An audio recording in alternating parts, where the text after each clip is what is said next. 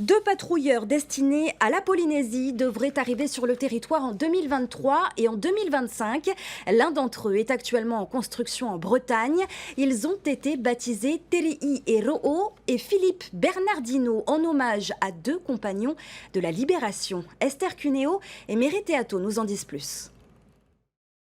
C'est au nord de la France, à Saint-Malo, que les ouvriers du chantier naval Socarénam ont commencé à construire les coques des futurs patrouilleurs du Fénois.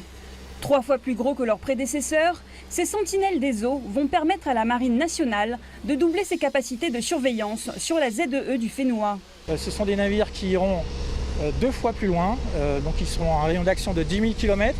Une autonomie largement augmentée aussi, ce sera jusqu'à 30 jours de mer sans ravitaillement.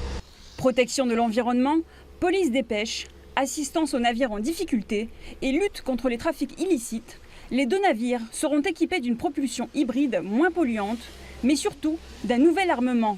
Vraiment, c'est une première en Polynésie sur les bateaux de la marine. Ils seront également équipés d'un drone qui permettra de démultiplier les capacités de détection et de surveillance du navire, parce que c'est un drone qui sera mis en œuvre en mer depuis le navire, qui sera récupéré en haute mer sur le navire, avec des capacités de vision de jour et de nuit, et qui pourra donc naviguer jusqu'à 30 km du bateau et pendant une durée de jusqu'à 3 heures.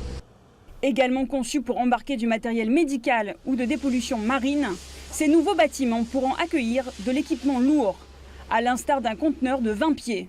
De quoi intervenir sur les fuites d'hydrocarbures ou sur les catastrophes naturelles pour des opérations humanitaires. Une marine de pointe pour répondre aux enjeux de souveraineté sur une surface grande comme l'Europe.